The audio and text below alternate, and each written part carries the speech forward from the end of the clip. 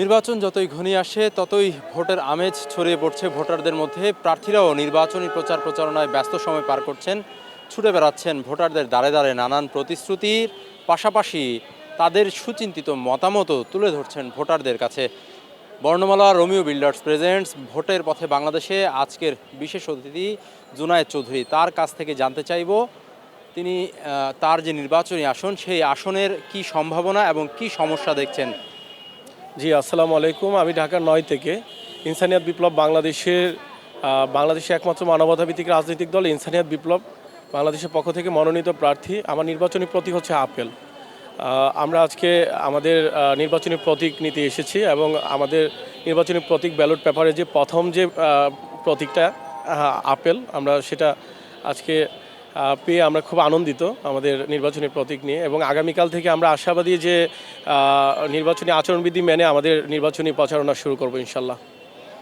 ভোটের আমেজে ভোটারদের যে অংশগ্রহণ সেটি কেমন হবে বলে আশা করছেন? আসলে বিগত নির্বাচনগুলোতে আমরা দেখেছি যে ভোটার শূন্য ভোট কেন্দ্রগুলো ছিল, তো এবারের যে ভোট সেই ভোট ঘিরে ভোটারদের যে আগ্রহ সেটি কেমন দেখছেন, এবং জয় পরাজয়ের ব্যাপারে আপনি আসলে কোনটাতে বিশ্বাসী, জয়ী হবেন কিংবা পরাজিত হবেন, এবং অন্যান্য অপরাপর যে সকল প্রতিদ্বন্দ্বী প্রার্থীরা রয়েছে তাদের যে আচরণবিধি সেটিকে আপনি কিভাবে দেখছেন? জি, ধন্যবাদ। আসলে এখানে নির্বাচনী প্রচারণা আমরা আমাদের অবস্থান থেকে আমরা সর্বোচ্চটা আমরা যাতে করতে পারি সেটার জন্য শুরুতে আমাদের যে আহ্বানটা থাকবে যে নির্বাচন কমিশন যাতে নিরপেক্ষ ভূমিকা রাখে, এবং আইনশৃঙ্খলা বাহিনী, আপনি যেটা বললেন যে মানুষ কতটা অংশগ্রহণ করবে, আসলে নির্বাচনে যদি মানুষ অংশগ্রহণই না করতে পারে সেটা তো নির্বাচন হবে না। মানুষ যাতে নির্বাচন কেন্দ্রে যেতে পারে, এই নির্বাচনে যাওয়ার জন্য যে লেভেল প্লেইং পরিবেশটা, একটা সুষ্ঠু পরিবেশ, একটা মানে উৎসব মুখর একটা পরিবেশ, যে পরিবেশে মানুষ তার মানবিক অধিকার ভোটাধিকারটা প্রয়োগ করতে যাবে, তার পছন্দের ব্যক্তিকে সে ভোট দিতে যাবে। এই জিনিসটা নিশ্চিত যদি না করা যায়, মানুষ জানমালে নিরাপত্তাহীনতায় যদি ভোগে, তাহলে কিভাবে মানুষ নির্বাচনে তার পছন্দের ব্যক্তিকে নির্বাচনে ভোট দিবে? তো এদিক থেকে নির্বাচন কমিশনকে আমাদের আহ্বান থাকবে যে নিরপেক্ষতা বজায় রেখে আইনশৃঙ্খলা বাহিনী নিরাপত্তা, প্রতিটা মানুষের নিরাপত্তা যাতে নিশ্চিত করে। এবং এটার জন্য আমি আপনাদের জানিয়ে দিতে চাই যে আমরা ইনসানিয়াত বিপ্লব মানবতাভিত্তিক রাজনৈতিক দল, আমরা নির্বাচন কমিশনকে আমরা প্রস্তাব রেখেছিলাম যে প্রতিটা মানুষ যাতে ভোট কেন্দ্রে যাওয়ার যে আতঙ্কটা, এই আতঙ্কে কিন্তু মানুষ ভোট কেন্দ্রে যাচ্ছে না, কারণ অতীতের যে ইতিহাস এবং তফসিল ঘোষণা পরবর্তীতেও আমরা যা দেখেছি যে হেভিওয়েট প্রার্থীর পাশে একটা ছোট দলের কেউ হইলেই তাকে মেরে ফেলা, গুম করে ফেলা, এই যে হত্যা করে ফেলা, মব সন্ত্রাসী শিকার করা। তো এই জিনিসটা আসলে আমাদের মানুষের মধ্যে একটা ভীতি কাজ করতেছে। দিন যত যাচ্ছে মানুষের মধ্যে একটা ভয়ভীতি বিরাজ করছে এবং মানুষের মধ্যে আতঙ্ক বিরাজ করছে। এই মানুষদেরকে যদি আমরা ভোট কেন্দ্রে নিতে চাই তাহলে অবশ্যই নিরপেক্ষতা বজায় রেখে আইনশৃঙ্খলা বাহিনীকে জোরদার করতে হবে। আর আমরা যে প্রস্তাবনাটা রেখেছিলাম, যদিও এটা পসিবল হয়নি, সময় স্বল্পতার কারণে হয়তো নির্বাচন কমিশন এই জিনিসটাকে আমলে রেখেছে, হয়তো নেক্সট টার্মে হয়তো এটা আমরা আশাবাদী যে আমাদের এই প্রস্তাবটাকে তারা গ্রহণ করবে, কারণ এটা খুব ডিজিটাল ওয়েতে, মানে মোবাইল ব্যাংকিং যেভাবে হয় মোবাইল অ্যাপসের মাধ্যমে মানুষ তার পছন্দের ব্যক্তিকে ভোট দিল, যেমন বিকাশে লেনদেন হচ্ছে বা আপনার নগদে লেনদেন হচ্ছে, কেউ কারোর টাকা নিতে পারছে না, আমরা যাকে খুশি তাকে টাকা সেন্ড করতে পারতেছি, ক্যাশ আউট করতে পারতেছি। এই যে একটা ডিজিটাল পদ্ধতিতে মোবাইল অ্যাপসের মাধ্যমে ভোট কেন্দ্রে না গিয়ে ঘরে বসেই ভোট দেওয়া, এবং এই ক্ষেত্রে একটা হসপিটালে একটা অসুস্থ ব্যক্তিও কিন্তু তার পছন্দের ব্যক্তিকে ভোট দিতে পারতেছে। দেশের বাইরে 1,20,00,000 প্রবাসী, তারাও কিন্তু দেশে আসা লাগতেছে না, তারা প্রত্যেকেই অ্যাপসের মাধ্যমে তার পছন্দের ব্যক্তিকে ভোট দিতে পারতেছে।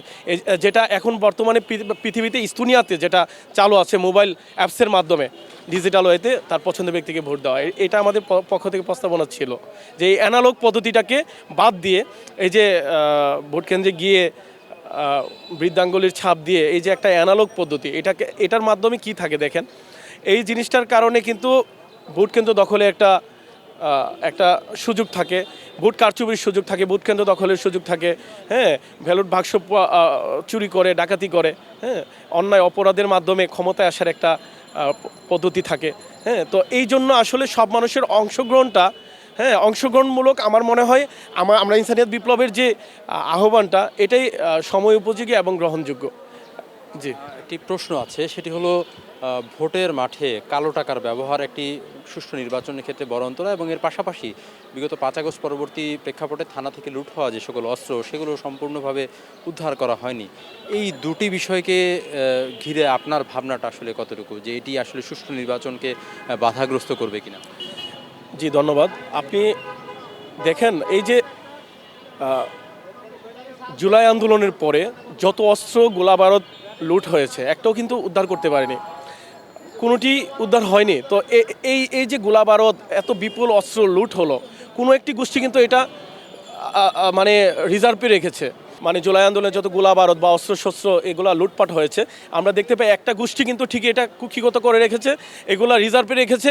যে কোনো মুহূর্তে দেশের পরিস্থিতিতে তারা এই যে স্বাভাবিক যে গণতান্ত্রিক পদ্ধতিটাকে তারা নস্যাৎ করে দেওয়ার জন্য, ইভেন সুষ্ঠু নির্বাচনটাকে বানচাল করার জন্য হয়তো বা এটা প্রয়োগ হতে পারে।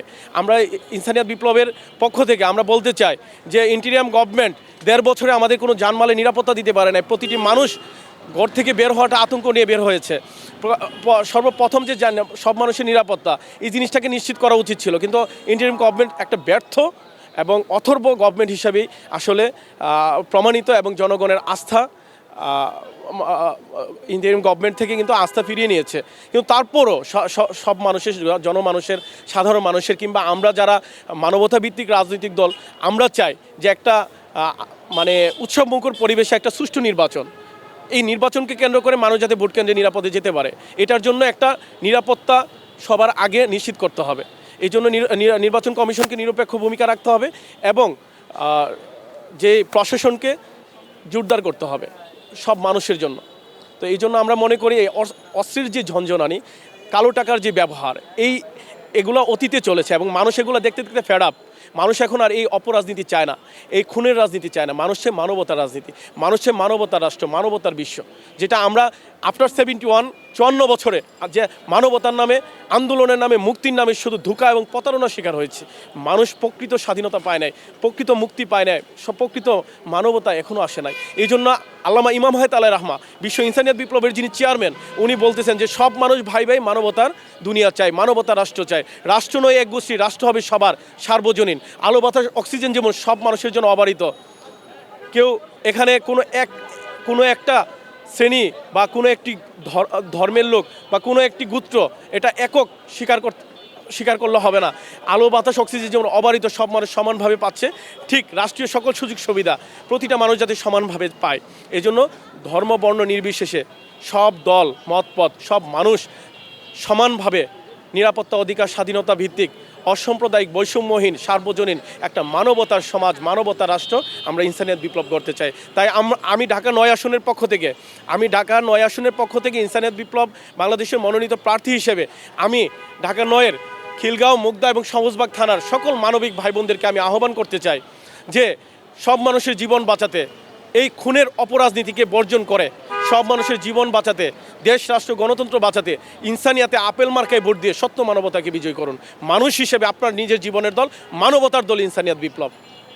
আপনাদের যেই দল ইনসানিয়াত বিপ্লব এবং আপনাদের যেই প্রতীক, সেই প্রতীক তো জনগণের কাছে আসলে কতটুকু পরিচিত, এবং যেগুলো পরিচিত প্রতীক রয়েছে তাদের সাথে আপনাদের নির্বাচনটা কি আসলে অসম লড়াই কিনা, এবং জয়ের ব্যাপারে আপনারা কতটুকু আশাবাদী? দেখুন, আমি প্রথমে বলেছি যে মানুষ এই অপরাজনীতি চায় না। এখানে আপনার পুরনো যে প্রতীক কিংবা পুরনো দল, মানুষ ফেড আপ, মানুষ চাচ্ছে না। মানুষ প্রতীকটা মেন বিষয় না, প্রতীককে ঘিরে দিশাদর্শন, দলকে ঘিরে দিশাদর্শন, আমাদের মতবাদ, দিশাদর্শন যদি মানবিক হয়ে থাকে, সব মানুষের জন্য অধিকার রক্ষার হয়ে থাকে, সব মানুষ তার মানবাধিকার নিয়ে বাঁচার জন্য আমরা ইনসানিয়াত বিপ্লব কাজ করতেছি। আমাদের এই অধিকার রক্ষার যে যুদ্ধ, লড়াই, আমরা নির্বাচনী মাঠে যে লড়াইটা করতেছি, আমরা যদি সুষ্ঠুভাবে সব মানুষের কাছে আমরা প্রচার করতে পারি, জন ঐক্যমত গঠন করতে পারি, আমাদের আপেল প্রতীক ইনশাল্লাহ বিজয়ী হবে, এবং আমরা আশাবাদী ব্যাপক ভোটে আমরা পাশ করব। কারণ মানুষ এই অমানবিকতা, এই খুনের রাজনীতি চায় না। মানুষ চায় নতুনের মধ্য দিয়ে, নতুন সব মানুষের কল্যাণে মানবতার রাজনীতি, যেটা আমরা ইনসানিয়াত বিপ্লব বলি। যে ইনসানিয়াত বিপ্লব একটা মানবতা ভিত্তিক রাজনৈতিক দল, আমরা চাই সব মানুষকে নিয়ে একটা মানবতার সমাজ রাষ্ট্র গড়া। তাই জনমানুষের কাছে যদি আমাদের দিশাদর্শন পছন্দ হয় এবং আপেল প্রতীকে ভোট দিয়ে অবশ্যই প্রতিটা মানুষ তার জীবন রক্ষার জন্য, মানবাধিকার রক্ষার জন্য আমাদেরকে জয়যুক্ত করবে এবং আমরা আশাবাদী বিপুল ভোটে পাশ করবো ইনশাল্লাহ। শুধু আমরা প্রচারণার লেভেল প্লেইং পরিবেশটা নির্বাচন কমিশন যদি নিশ্চিত করতে পারে। ভোটের পথে বাংলাদেশের আজকের যেই প্রার্থী ঢাকা ৯ আসনের তিনি সংযুক্ত ছিলেন। আবারও নতুন কোনো প্রার্থী নিয়ে দেখা হবে, কথা হবে। ততক্ষণ পর্যন্ত সবাই ভালো থাকবেন, নিরাপদে থাকবেন, সদ্য সংবাদের সাথেই থাকবেন।